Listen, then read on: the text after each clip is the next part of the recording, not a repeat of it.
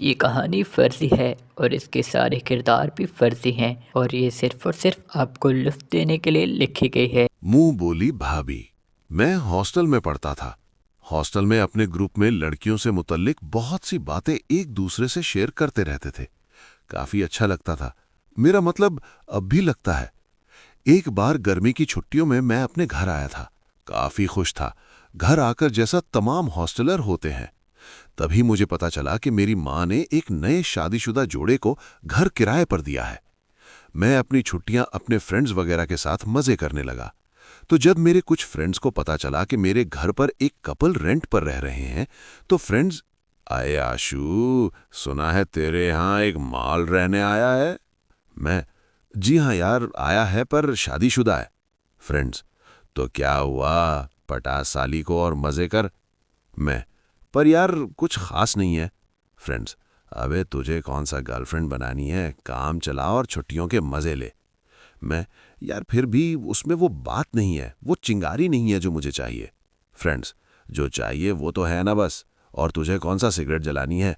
और सुन, जब आपके दिल में कामदेव हो तो साली हर औरत माल लगती है। मैं, सोचता हूँ। फ्रेंड्स, सोचता नहीं, करना है, और हो सके तो हमें भी टेस्ट करा। मैं, सालों, अब समझा क्यों इतना मचमच कर रहे हो। तमाम हंसने लगे। फ्रेंड से मिलने के बाद मैं अपने घर आया। घर पर कोई नहीं था, तमाम काम पर गए थे। मैं अपने रूम में आकर वही बातें सोचने लगा। फिर अचानक मैं ऊपर वाली मंजिल पर गया जहां भाभी अकेली कुछ काम कर रही थी। उनके शौहर भी काम पर गए थे। पूरे घर में सिर्फ हम दो लोग थे। मैं उनके पास बैठकर बातें करने लगा। तभी मेरी नजर उनके ऊपर गई। मैं उन्हें हसरत अंगेज नजरों से देख रहा था। वो मुझे आज अच्छी लग रही थी। मेरा मतलब स्पार्क लग रही थी तो वो पहले भी, पर शायद मैंने उन्हें कभी इन नजरों से देखा नहीं था। क्या फिगर था यार। तभी, क्या माल है यार, मैंने कहा। भाभी, तुमने कुछ कहा? नहीं नहीं, कुछ नहीं भाभी। क्या हुआ? कुछ नहीं भाभी, बस ऐसे ही। मैं वहां से फौरन निकल आया। हम दोनों के दरमियान ऐसे ही बातें काफी दिनों तक चलती रहीं। मेरे फ्रेंड्स भी इस बारे में डिटेल लेते रहते थे। मेरी कुछ समझ नहीं आ रहा था कि क्या किया जाए, कहां से शुरू की जाए। तभी एक दिन मेरा एक दोस्त ने मुझसे बात की। खानदान, आए आशु, और क्या चल रहा है आजकल? मैं, यार कुछ नहीं, बस ऐसे ही टाइम पास हो रहा है। खानदान, अच्छा तो ये बताओ उसके और उसके शौहर के दरमियान बनती कैसी है? मैं, कुछ नहीं यार, लड़ते बहुत हैं, थोड़ा कम बनती है। खानदान, तो तू इंतजार किसका कर रहा है? मैदान बिल्कुल साफ है, मौके पे चौका मार, वो 100% तेरे से कायम हो जाएगी। मैं, मगर यार डरता बहुत है मैं। खानदान, यार किसको नहीं डर लगता ऐसे टाइम, अच्छों अच्छों को लगता है। तू बस अपना काम कर। फ्रेंड से मिलने के बाद मैं सोचता हूं अब चाहे जो हो जाए साली को पटा के ही रहूंगा। आखिर दूसरे दिन सब लोगों के जाने के बाद मैं भाभी के कमरे में ऊपर जाता हूं। वो टीवी देख रही थी। मैं अंदर आ सकता हूं? भाभी हंसकर, अरे आओ ना, क्यों मजाक करते हो? मैं, और भाभी क्या हो रहा है? भाभी, कुछ नहीं, टीवी देख रही हूं। मैं, क्या देख रही हो? भाभी, हॉलीवुड तस्वीर, वो भी खामोश करके। रियली? कौन सी? अरे मैं मजाक कर रही हूं, न्यूज देख रही हूं। भाभी दोगी? क्या? रिमोट। पर मांगना तो कुछ और चाह रहा था।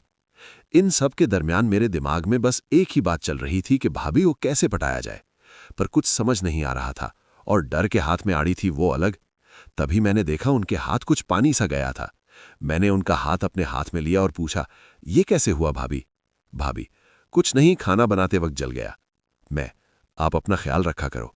मैंने देखा उनके हाथ कितने खूबसूरत हैं। तभी मेरे जहन में एक ख्याल आया। मैं बोला, भाभी आपके हाथों की रेखा तो कमाल की है। भाभी, क्यों, क्या हुआ? हुआ तो कुछ नहीं, पर शायद कुछ होने वाला है। भाभी, क्यों, मजाक कर रहे हो? और वैसे भी तुम्हें आता है हाथ वाथ देखकर? जी हां, पर ज्यादा नहीं, वो एक किताब पढ़ी थी बहुत पहले। भाभी, अच्छा तो बताओ और क्या क्या लिखा है? आपकी जिंदगी में बहुत जल्द कुछ अच्छा होने वाला है। भाभी हंसकर, क्यों, मेरे शौहर मुझे तलाक देने वाले हैं? भाभी और उनके शौहर के दरमियान अक्सर लड़ाई झगड़े होते थे।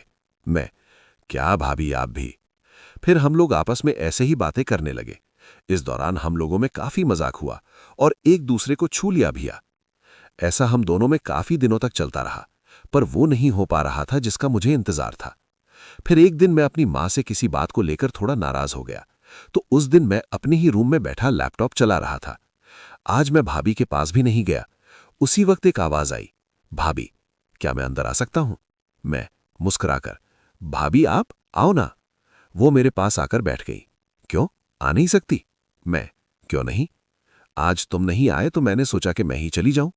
वैसे क्या कर रहे हो? मैं, कुछ नहीं, नेट चला रहा हूं। थोड़े टाइम बाद मेरा रूम बिल्कुल पुरसुकून, कोई आवाज नहीं। तभी मैं, भाभी मैं आपसे कुछ कहना चाहता हूं। भाभी, जी हां कहो। मैंने भाभी के दोनों गालों पर हाथ रखा और कहा, भाभी मैं पसंद करता हूं। मेरी सांस और धड़कन दोनों बहुत तेज चलने लगी। भाभी, "म, म, मैं भी।" मैंने बिना टाइम बर्बाद किए उन्हें गले करने लगा। अब मेरे दोनों हाथ उन पर थे। मैं उन्हें चूमने लगा, वो भी मुझे चूमने लगी। थोड़े वक्त के बाद हम दोनों एक दूसरे से बिस्तर पर गिर गए और मुस्कुराकर एक दूसरे को गले लगे। फिर हम दोनों बाथरूम में गए, वहां नहाली के बाद फिर आकर कपड़े पहनकर एक दूसरे को गले लगाकर काफी टाइम तक एक दूसरे के साथ लेटे रहे। फिर जब घर वालों को घर आने का वक्त हुआ तो भाभी मुस्कुराकर अपने कमरे में चली गई। हम दोनों ने बाद में भी कई बार किया और भी मजे किए। मजीद कहानियों के लिए चैनल को सब्सक्राइब करें।